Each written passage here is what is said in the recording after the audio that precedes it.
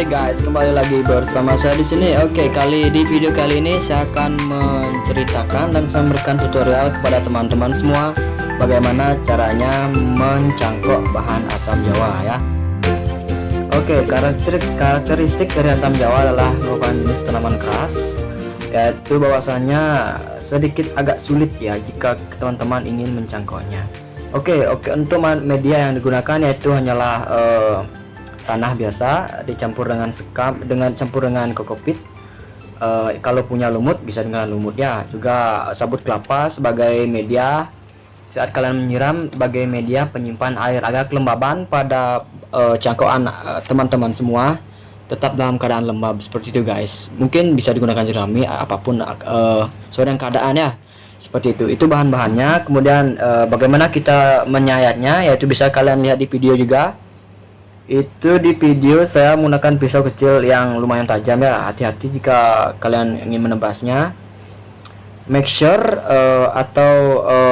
pastikan bagian atas sayatan itu rapi ya guys. Jadi make sure itu rapi dan jangan sampai kulitnya kayak terluka seperti itu, karena yang akan tumbuh akar adalah di bagian atasnya seperti itu guys. Jadi make sure aja itu bersih dan potongannya rapi seperti itu. Satu hal yang paling penting yaitu jangan tinggalkan kambium sedikit pun seperti itu. Bisa dilihat di video. Jadi itu adalah kambium. Kambium adalah lendir-lendir yang terdapat pada kayu. Jadi kalian bisa kuras habis itu seperti itu. Jika kambium masih akan mengakibatkan tumbuhnya kulit baru, jadi akar tidak akan terbentuk guys, seperti itu. Itu tips yang pertama. Yang kedua, make sure media yang kita gunakan seperti apa yang saya gunakan tadi, sama ya seperti apa yang saya gunakan tadi, seperti itu guys. Mungkin tingkat kelembaban juga akan sangat mempengaruhi apa yang kalian lakukan seperti itu. Jadi akar akan terstimulasi untuk tumbuh jika kelembabannya cukup guys. Jadi kalian harus menyiramnya setiap hari guys. Jadi itu trik dan triknya seperti itu. Oke, di sini saya pertama mencoba untuk menggunakan botol air mineral yang udah nggak kepake ya, seperti itu. Namun menurut saya itu kurang bagus dan medianya agak sedikit guys. Jadi saya memiliki inisiatif untuk menggunakan bahan lain guys. Jadi karung adalah lebih efisien menurut saya guys. Kenapa karung? Media yang tertampung bisa lebih banyak seperti itu.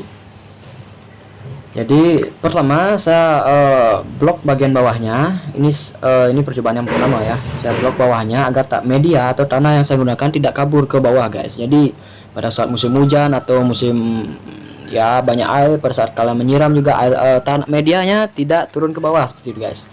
Ini saya menggunakan karung bekas ya. Jadi karung bekasnya kita kelirkan dulu di bawahnya, kita ikat di bawahnya. Make sure media yang kita tuangkan ntar gak keluar kemana-mana seperti itu guys. Oke, selanjutnya itu akan saya ikat semua. Make sure karungnya bagus ya. Kenapa saya taruh maksudnya sabut kelapa dan kokopit seperti itu? Jadi saya ingin memberikan sedikit ruang guys, seperti itu. Jadi mungkin teman-teman sekalian tahu sabut kelapa itu memiliki sifat menyimpan air ya. Jadi ketika saya lupa menyiramnya, jadi at least ada tingkat kelembaban yang ada pada bahan cangkokan kita seperti itu ya. Oke, saya mulai memasukkan medianya, yaitu tanah, pupuk organik, dan kokopit ya. Jadi saya campur semua seperti itu. Mungkin itu bahan terbaik, tapi saya pernah mendengar jika kalian teman-teman ingin mencangkok sesuatu juga lebih baik menggunakan lumut guys. Kenapa lumut? Semua orang tahu dan mungkin semua teman-teman tahu, mungkin Anda juga yang nggak tahu bahwa lumut itu memiliki sifat menyimpan air guys. Jadi di musim kemarau jika kalian lupa menyiramnya, at least mereka memiliki suplai air yang cukup untuk memberikan rangsangan kepada bahan yang kalian cangkok, suplai air seperti itu guys. Jadi pada saat mereka ingin tumbuh akar, jadi pada saat kalian lupa menyiramnya, at least mereka memiliki tingkat kelembaban, jadi akar akan tetap tumbuh seperti itu guys. Itu harapannya. Namun kita juga namanya mencoba, ada gagal, ada berhasilnya. Mudah-mudahan yang ini berhasil guys.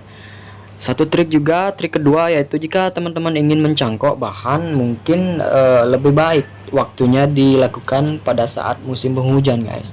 Jadi intensitas kalian untuk menyiram itu tidak terlalu sering guys. Kenapa? Ya karena hujan membantu kalian untuk menyiramnya, dan temperatur udara yang sangat mendukung menjadikan bahan yang Anda cangkok akan lebih mudah dan lebih presentasi untuk berhasilnya lebih tinggi guys, seperti itu. Saya suggestnya seperti itu. Kenapa saya mencangkok di musim kemarau kayak gini? Ya karena saya nggak ada kerjaan, jadi saya melakukannya mumpung ada waktu, jadi saya mencoba untuk mencangkoknya, dan ya mudah-mudahan berhasil. Saya hanya berharap itu berhasil, dan let's see what happen guys.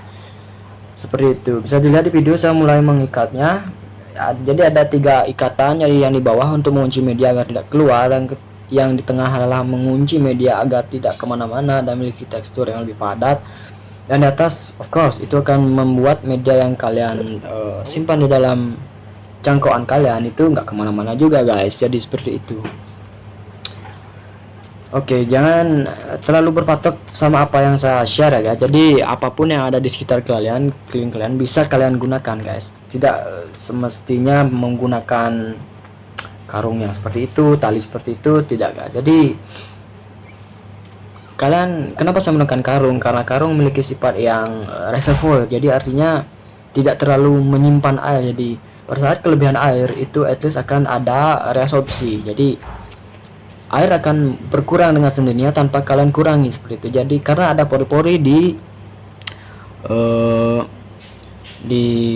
karung tersebut, seperti itu. Itulah tujuannya menggunakan karung guys. Kalian juga bisa menggunakan plastik dan lain sebagainya, at least itu tidak terlalu menyimpan air. Takutnya jika kebanyakan air dan air mengenang akan mengakibatkan batang yang kalian cangkok itu busuk guys. Jadi bukannya tumbuh akar malah busuk, itu yang tidak diharapkan. Itu sih sekedar trik yang dapat saya bagikan kepada teman-teman. Mungkin jika teman-teman sama pecinta bonsai dimanapun berada memiliki trik atau saran bagi saya akan sangat mendukung. Saya akan sangat terima kasih guys, seperti itu. Alright, segitu aja dulu bincang-bincangnya hari, semoga bermanfaat. See you in another next video.